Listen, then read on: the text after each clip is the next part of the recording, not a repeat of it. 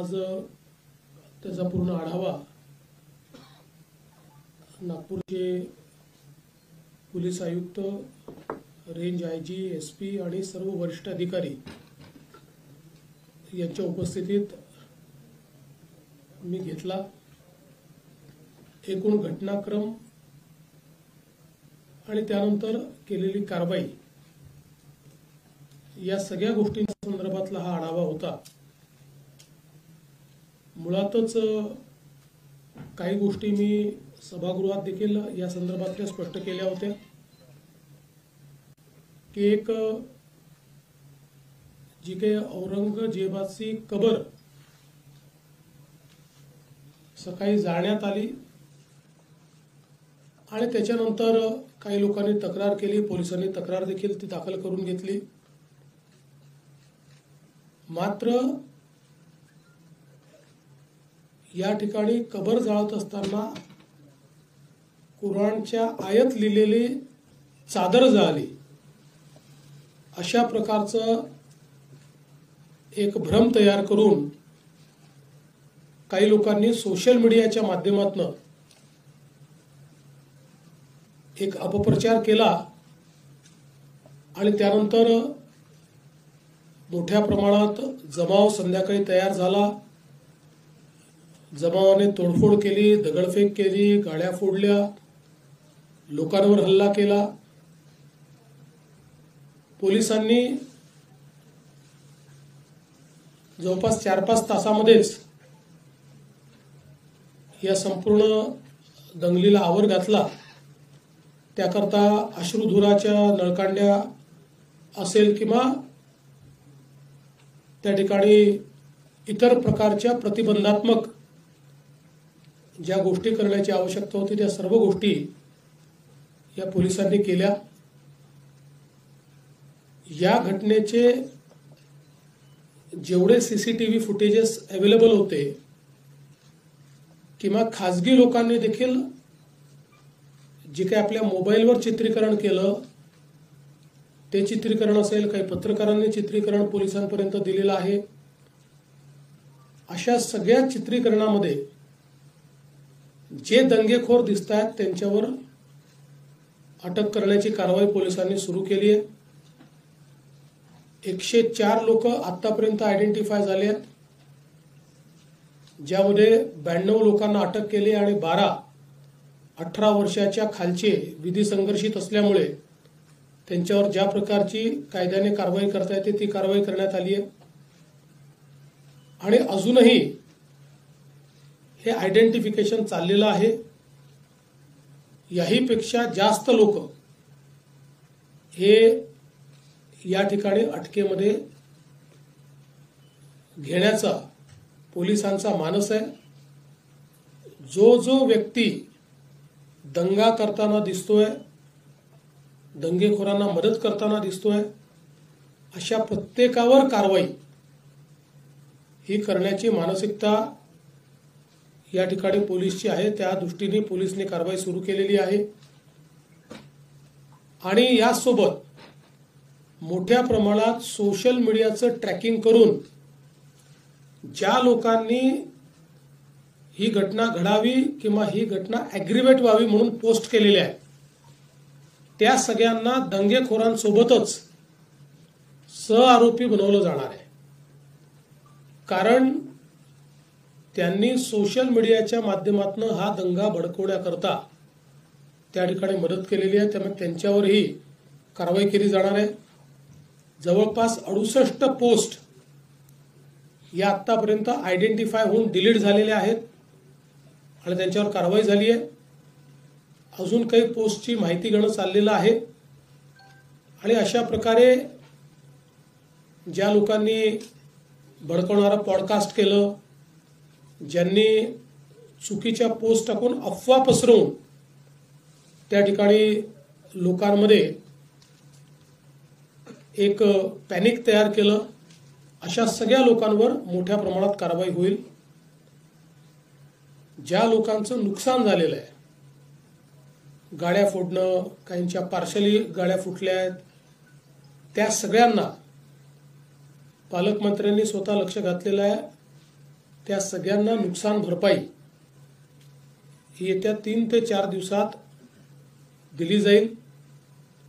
आणि आता जो काही आपण काही निर्बंध घातलेले आहेत त्या निर्बंधांमुळे थोडं जनजीवनावर परिणाम होतोय, व्यापारावरही परिणाम होतोय, त्यामुळे ते लवकरात लवकर त्यात शिथिलता आणावी अशा प्रकारचा प्रयत्न आहे। पण त्याच वेळी पोलीस सजग राहणार आहेत आणि कोणीही दंगा करण्याचा प्रयत्न केला तरी देखील अतिशय कडक कारवाई केली जाईल। आता जे काही नुकसान झालेलं आहे हे सगळं नुकसान दंगेखोरांकडून वसूल करण्यात येईल, त्याची सगळी किंमत काढली जाईल आणि ते दंगेखोरांकडून वसूल केलं जाईल आणि दंगेखोरांनी ते पैसे भरले नाहीत तर त्यांची प्रॉपर्टी विकली जाईल।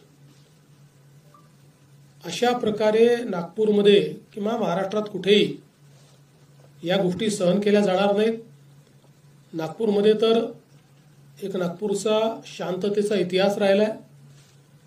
1992 नंतर नागपूरला कधीही मेजर अशा प्रकारचा इन्सिडेंट झालेला नाही, छोटे मोठे झाले असतील। आणि म्हणून आता जर अशा प्रकारे दंगेखोरांना सरळ केलं नाही तर त्यांना अशी सवय पडेल, म्हणून याच्यामध्ये कुठलाही टॉलरन्स हा पोलीस विभाग करणार नाही। तशाच प्रकारच्या सूचना पोलिसांना दिलेल्या आहेत।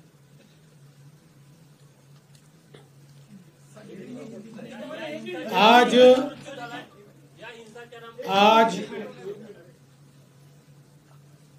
जो नागपुर में दंगाइयों ने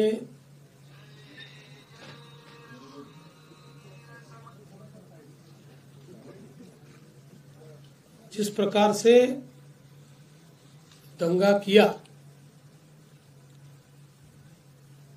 उसके बारे में एक वरिष्ठ स्तर की बैठक मैंने की है। हमारे सहयोगी मंत्री बावनकुळे जी भी उसमें उपस्थित थे। किस प्रकार की घटनाएं हुई, उन घटनाओं में अगर कोई लैप्सेस थे तो वो क्या थे,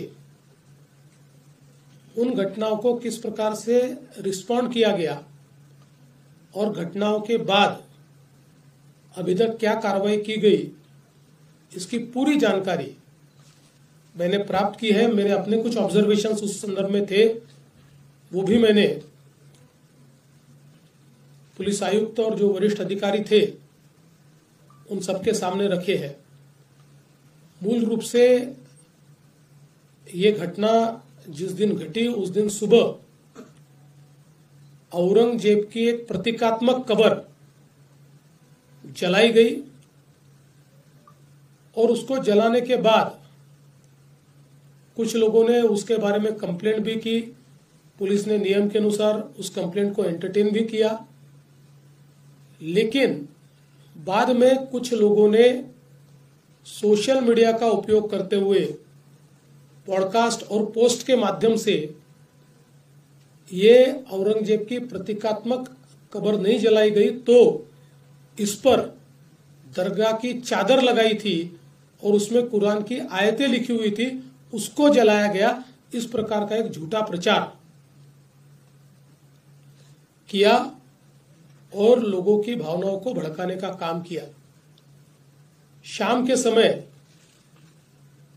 नागपुर के कुछ इलाकों में लोग जमा हुए और दंगइयों ने पत्थरबाजी की, गाड़ियों को तोड़ा, दुकानों पर हमला किया और बड़े पैमाने पर नुकसान करने का काम किया। पुलिस ने भी अच्छी कार्रवाई की। 4, साढ़े 4, 5 घंटे में पुलिस ने इस पर पूरा काबू लाया।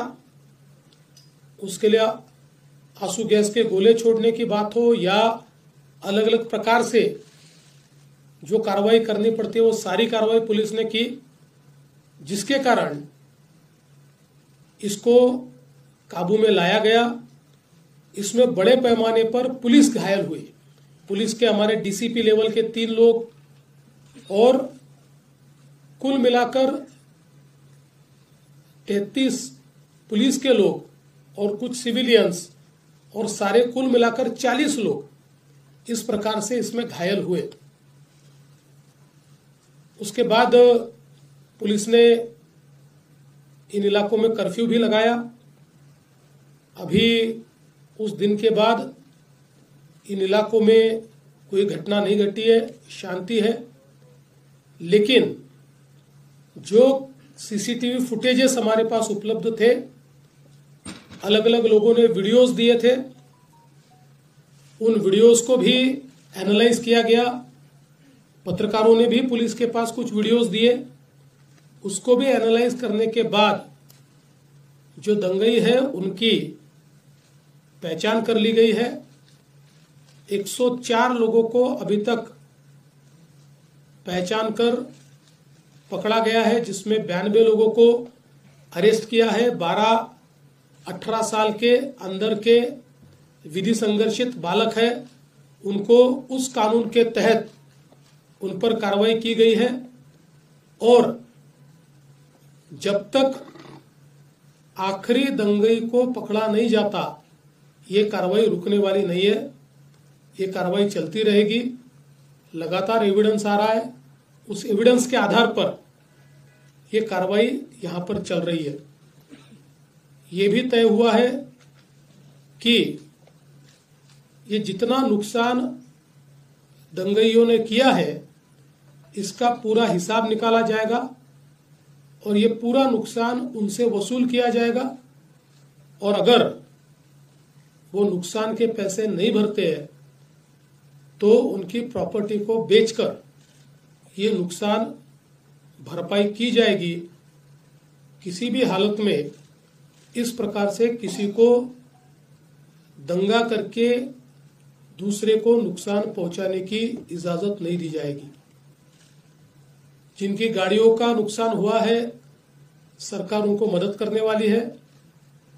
जो भी हमारे नियम है, उन नियमों में बैठाकर हम लोग निश्चित रूप से उनको मदद करेंगे। अगले 7 दिनों में ये मदद करने की हमारी कोशिश होगी। और साथ साथ जिन लोगों ने सोशल मीडिया का उपयोग करते हुए इस प्रकार के पोस्ट किए, जिसके कारण दंगे भड़के या दंगे भड़कने में या लोगों को भड़काने में जिनकी पोस्ट ने काम किया है, ऐसे लोगों को भी हम लोग सह आरोपी बनाएंगे, को एक्यूज बनाएंगे और उनको भी दंगे का आरोपी माना जाएगा। करीब 68 पोस्ट ये अभी तक आइडेंटिफाई करके उसको डिलीट किया गया है। कुछ आइडेंटिफिकेशन अभी भी जारी है। वो आइडेंटिफिकेशन होने के बाद उस पर भी कार्रवाई की जाएगी। नागपुर की एक अपनी संस्कृति है। 1992 के बाद नागपुर में कभी भी इस प्रकार के दंगे नहीं हुए।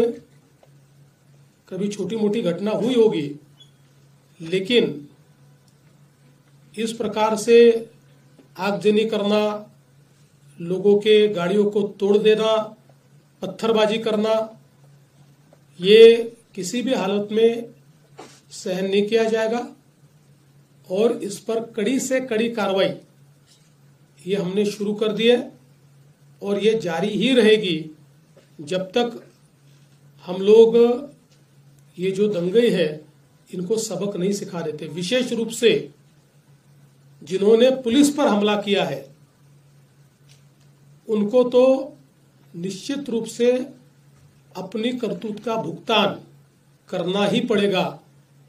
कड़ी से कड़ी धाराएं उन पर लगकर जब तक उनको कठोर से कठोर दंड नहीं होता तब तक हम लोग शांत नहीं बैठेंगे। सर, क्या इसमें विदेशी शक्तियों का भी जिक्र किया जा रहा है कि बांग्लादेश कनेक्शन जोड़ा जा रहा है, मालेगांव कनेक्शन जोड़ा जा रहा है, और क्या इसकी जांच नागपुर पुलिस के साथ साथ एनआईए भी कर रही है क्या? सर याला दोन टेरर अँगल काही आहे का सर याच्यात? देखिए, इसमें अभी सारी तफ्तीश चल रही है। अब जो लोग अलग अलग प्रकार के पोस्ट करते हैं, उनमें से कुछ लोगों के पोस्ट में कुछ ऐसी चीजें भी दिखाई पड़ी है कि जो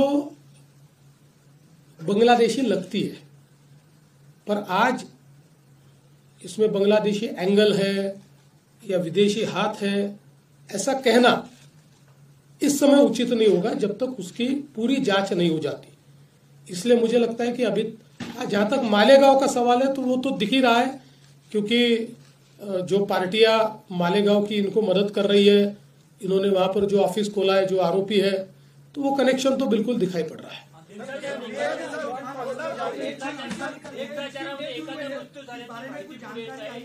देखिए, अभी इसके बारे में आधिकारिक रूप से डॉक्टर उसकी घोषणा करेंगे, उसके बाद ही उस पर बोलना ठीक होगा। दंगा होने के बाद यूपी में जैसे बुलडोजर कार्रवाई होती है, तो नागपुर में भी वो दंगाई को अभी जब पूरी जो मामला स्पष्ट है सामने, तो क्या नागपुर में भी बालदरपुरा एरिया में बुलडोजर कार्रवाई होगी क्या?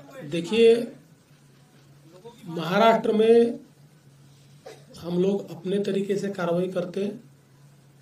जहां बुलडोजर चलाने की आवश्यकता होगी वहां चलेगा, जहां गलत काम होगा उसको रौंदा जाएगा, किसी को बख्शा नहीं जाएगा।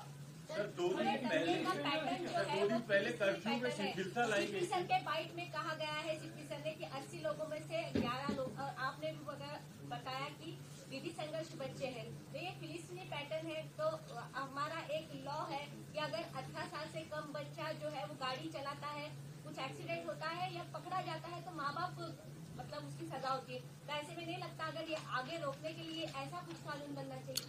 देखिए, अभी इसकी जांच होगी, और मैंने जैसे बताया कि हमारे पास अवेलेबल जितने कड़े से कड़े कानून हैं, उन कानूनों के तहत हम लोग इसमें कार्रवाई करेंगे। 2012 में जब मुंबई में वायलेंस हुआ था, 2012 में महिला कांस्टेबल्स के साथ काफी अभद्रता की गई थी, इसमें भी वैसा ही है, एक सिमिलर पैटर्न लग रहा है।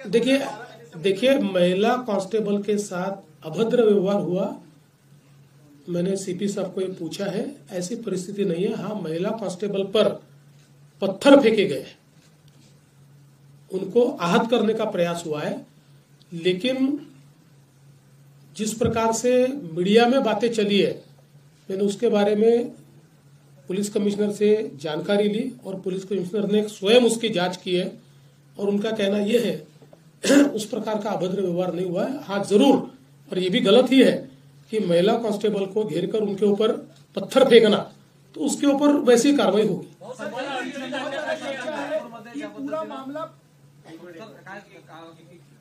सर, एक प्रश्न असा आहे, ज्या पद्धतीनं नागपूरमध्ये आता नॉर्मलाइज झालं पाहिजे, कर्फ्यू जो आहे तो काही पोलीस स्टेशन मध्ये आहे, 2 तासाचं रिलॅक्सेशन दिलं होतं, ते पण मागे घेण्यात आलं. हे किती दिवसात हळूहळू टप्प्याटप्प्याने मला असं वाटतं की आजपासनं टप्प्याटप्प्याने हे पूर्ण काढून टाकणार, पूर्ण काढणार. पूर्ण काढणार. या घटनेच्या माध्यमातून मला अडचणीत आणण्याचा प्रयत्न केला गेला अशी चर्चा आहे. मला असं वाटतं की असं म्हणणं हा मूर्खपणा आहे. काही लोक अशा घटनांमध्ये राजकारण शोधतात आणि अशा प्रकारचं वक्तव्य करतात. त्या वक्तव्याला काही अर्थ नाही आहे. घटना गंभीर आहे, त्याला कुठलाही राजकीय अँगल नाही आहे. या घटनेमध्ये जे जे काही लोक इन्व्हॉल्ड आहेत त्या लोकांना कठोर शासन दिल्याशिवाय आम्ही थांबणार नाही.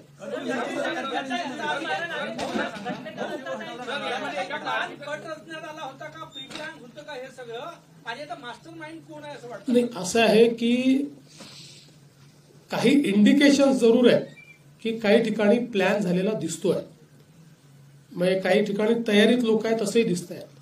पण जोपर्यंत याचा तपास पूर्ण होत नाही तोपर्यंत अधिकारिकरित्या हे म्हणणं योग्य होणार नाही. याचा तपास पूर्ण झाल्यानंतर पोलीस आयुक्त याबद्दल पूर्ण माहिती आपल्याला देतील. अजित पवार ने कहा है कि जो भी मुस्लिम भाइयों की तरफ हाथ दिखाएगा उसे बख्शा नहीं जाएगा. एक इफ्तार पार्टी में अजित पवार ने बयान दिया है कल मुंबई. अजीत पवार जी ने क्या बयान दिया मुझे मालूम नहीं, पर जो भी अच्छा व्यक्ति है, देशभक्त है, देश के लिए काम करता है, वो किसी भी जाति का हो, धर्म का हो, उसके ऊपर कोई गलत आंख उठाएगा तो हम भी सहन नहीं करेंगे. लेकिन जो समाज को तोड़ने का काम करेगा, जो समाज में हिंसा करने का काम करेगा, उसको छोड़ेंगे भी नाही.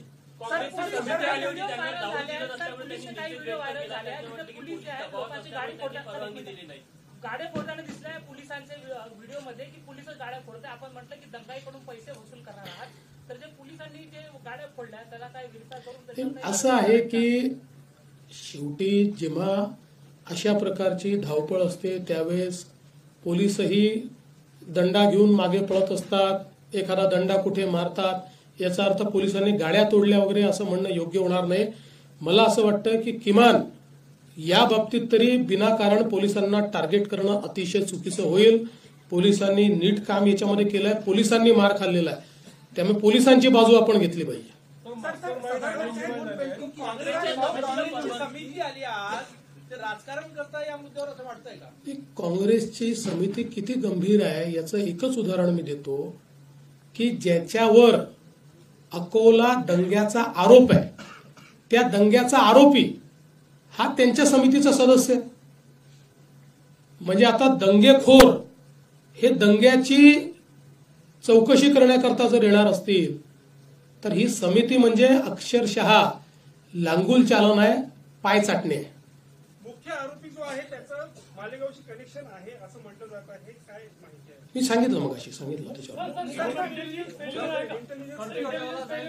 बघा असं आहे की याच्यातला वेळ इतका कमी आहे ही घटना आणि त्याच्यानंतर झालेला की त्याच्यामुळे खूप इंटेलिजन्स आपल्याला मिळवायला वेळ होता आणि प्रिपेअर करायला वेळ होता, असं परिस्थिती काही दिसत नाही.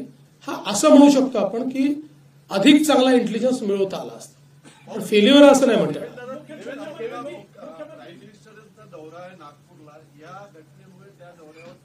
काहीही परिणाम होणार नाही.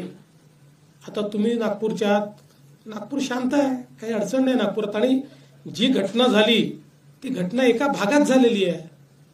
60, 70, 80% नागपुरात काही घडलेलं नाही. लोकांचं जनजीवन पूर्ण सुरक्षित आहे, त्याच्यामुळे तो दौरा नीट होणार. बंद आहे सीसीटीव्ही बाबत काय करता येईल? मोठ्या प्रमाणात बंद आहे सीसीटीव्ही. नाही, सगळे सीसीटीव्ही सुरू करतोय आपण. त्याचं आपण त्याला पैसे देखील दिलेले आहेत, त्याची एजन्सी पण नेमलेली आहे. जे बंद आहेत ते सुरू होतील आणि आता नव्याने अजून त्याच्यामध्ये ऍडिशन देखील करतो.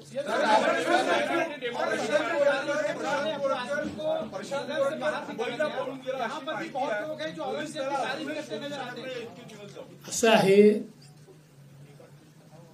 कुठलीही शहानिशा न करता बातम्या चाललेल्या आहेत. आणि मी तुम्हाला सांगतो, तो दुबईला जाऊ का अजून कुठेही जाऊ, पोलीस शोधून काढतील आणि त्याच्यावर कारवाई करतील म्हणजे करतील.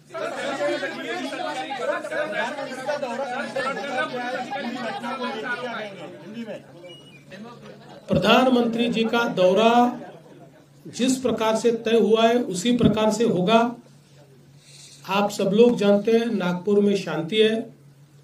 80% नागपुर के इलाके में तो इस दंगे का कोई असर भी नहीं था, 1 मिनट के लिए भी नहीं था.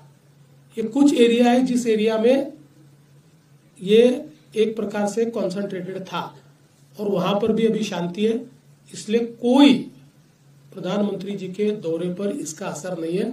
वो दौरा जैसे प्रस्तावित है वैसे ही होगा.